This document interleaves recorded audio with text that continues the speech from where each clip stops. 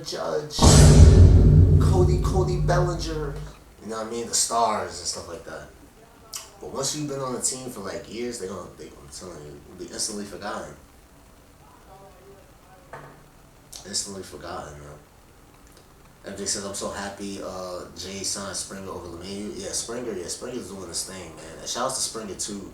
I remember I think one of the games where you guys got cheated, I think it was like a wrong call on the field, and they caught on Springer saying like, oh, if they want the Yankees to win, just say that. It was a pretty interesting hot take, man. And that's why I go back to like with the umpires and stuff like that too. They control the game. Like, they control the majority of the game. So when it comes to the ending of the season, like they put teams like in the like, you know what I mean? It just has them questioning about they call making, man. It just messes up the whole game. One bad call just ruins everything. You know what I'm saying? If you know, you know. MJ says Tucker is getting the bag. Oh yeah, for sure. I want Tucker, man. If I see him on the team, it's cool, but it can't be the Yankees. If Bichette walks, Tucker could definitely be on the table for the Jays. Yeah, man. That's why I highly suggest everybody, bro, should just go after Tucker. Marty said Marlins winning it all. Facts, Marty. Let him know. Let him know. Let him know, bro. Anybody, bro, any team, bro, could win, like, or like even get to the playoffs. You know what I'm saying? Like, if you got that drive, energy, man, it's just the market and like the, you know what I mean, the city and stuff like that too. But I love to see like new teams like proving themselves, like they get in the playoffs, like the Tigers, bro. Like a couple years ago, you'd probably say like the Tigers would never be a contending team, and now they a contending team. Like, it's crazy.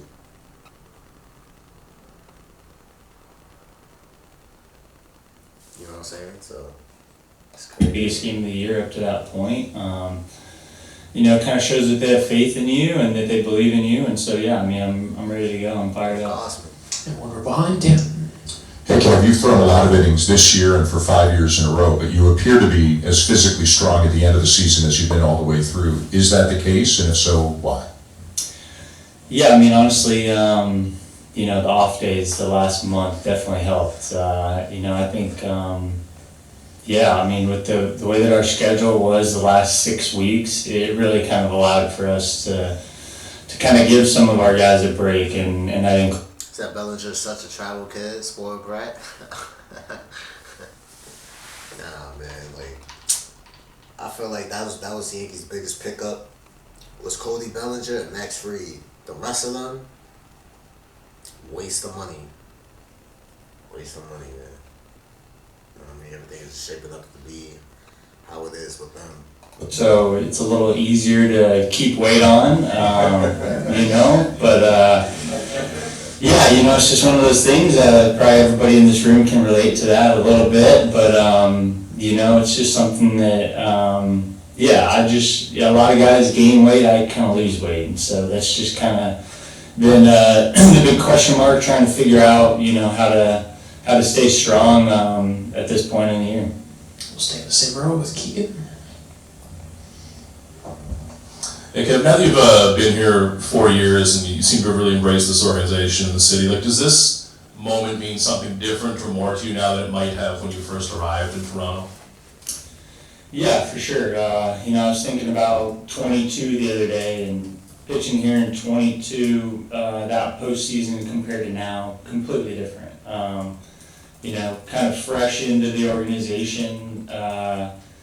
Still didn't really know what it meant to be a Blue Jay, to be honest. I think now I understand, you know, we have one team for an entire country. So, you know, with that, a lot of things come with that. You know, there's extra pressure that comes with that, but there's a lot of love that comes with that from the fans, from, you know, people who might never even see you play in person. But, you know, that's just kind of the advantage that we have being one team for a whole country. when you go into preparing for a lineup like this, especially being built around Aaron Judge in the middle there, how does preparing for him compare to preparing for an average hitter? What do you spend more time on, less time on? How does that work for you? Well, he's a lot bigger than most guys, first off. So, I mean, he can hit pitches that most guys can't hit, you know. He can hit a ball and still hit a home run. He's just that strong. So, you know, with that, you just got to kind of know that you got to be a little bit more fine when he comes up. You know, when guys are on base, you really have to be fine because he's a guy with one swing of that bat. He can, you know, blow a game wide open. Other side of the room, Kevin, in the back right corner. Kim, you touched on it a moment ago about playing for a country. What is the significance for you of that, playing for a country, representing all of Canada basically in the biggest game of the years? Yeah, I mean, you've kind of seen it over the last month. I think every home game we've had over the last month has been sold out, or if it hasn't been sold out, you know, it definitely feels that way. You know, the last game of the season was incredible. You know, the amount of love that you could feel in the building. And, you know, I felt that as a visiting player when I was with the Orioles here in 2016. And unfortunately, I felt, you know, the love when Edwin hits a home run that sent them on to the postseason when we went home. But, you know, yeah, it's just, it's a unique situation that we have being here in Toronto. I think we as a team, you know, being here now, I understand that we have to be even closer of a group than most teams because, you know, most cities you have somebody that you probably know or someone that lived there that, you know, if you really wanted to, you could kind of get away from the guys. Whereas here, like, we don't really know too many people in Toronto, to be honest. So if we're not hanging out with each other, then we're just not hanging out. So that's really kind of one thing we've emphasized the last couple of years, is making sure that, you know, we're as close-knit of a group as we can be. Second row to your right, Kevin. Kevin, I'm not sure how much you're into fashion, but I'm sure you believe that they look good. With that in mind, why the white panel? I believe we wore them for the Hall of Fame game, and those ones were a little different. Those ones were actually like the old school 92, 93 teams that wore them. One of the best logos ever, I think. But yeah, you know, I think we just kind of needed to change things up, and when we did, you know, I think we won 4 in a row. So a lot of these guys think these look really good, and I'm a big fan of pinwheel hats. You know, I think they're as baseball as it gets, so you know, I'm all for it. On your left, Kevin, Jamie in the back. Kevin, the last 3 days, did you watch the Yankees-Red Sox series? And if you did, was it a family affair, or do you close yourself into a room? Yeah, I watched the games. You know, I didn't watch all of them. I would just kind of check in, and certain spots I would, you know, watch if it was a big spot. Yeah, I mean, it was a fun series. I mean, Red Sox, Yankees, like, if you're a baseball fan, you know, you gotta love watching those two teams go at it.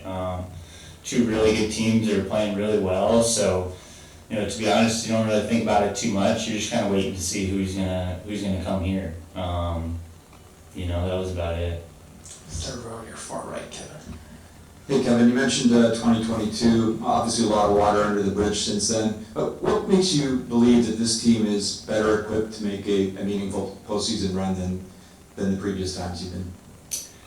You know, I think when I look at this team, it's really just a different guy every day. You know, so there's really, you know, and you look at the teams in the postseason, there's kind of one guy that's really been the it guy for whatever team, and you can kind of figure that out pretty easily. I think if you look at our team, I think it would be pretty hard to figure out, you know, who's the guy. You know, George has been the guy at times, Vladdy's been the guy at times, Bo, you know, Ernie, like, there's been so many different guys, Barger, you know, so I think it's just kind of a pass the baton type mentality that, you know, whatever has been asked of these guys, they're going to give it, you know, 110%, and, you know, it's been really fun to watch. And just sticking with the fashion theme, are you going hockey style playoff beard? I guess, I didn't know that was a thing, but, now that I'm here, everybody keeps telling me, like, you gotta let it go. So I didn't know that was a thing, but yeah.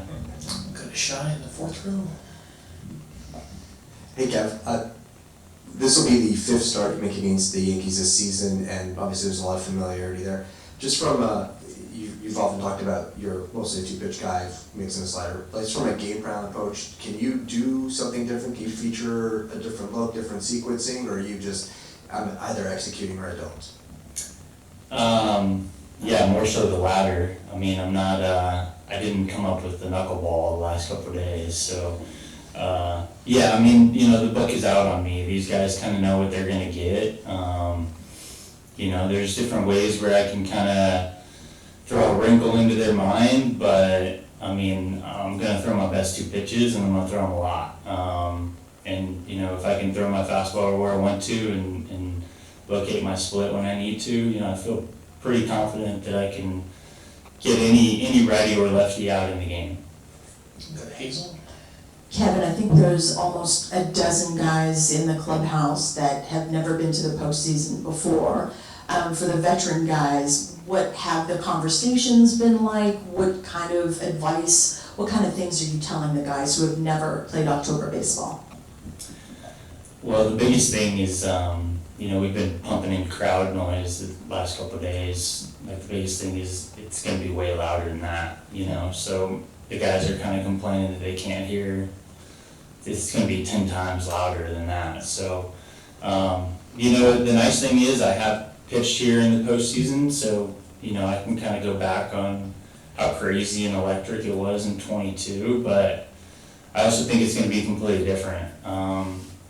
Yeah, I just think it's gonna be an awesome atmosphere that, you know, the guys are fired up to see how crazy these Canadians are gonna be. Buck. Kevin, John Snyder has walked Aaron Judge quite a bit this year intentionally. How does that impact a starter when you're throwing the ball well and everything else, and then you see the sign that you want to pitch around? Does that affect you at all, or do you just go with what your manager wishes? Yeah, I mean, that's kind of his decision, to be honest. You know, it's a conversation that we'll probably have tomorrow. We'll talk about it a little bit.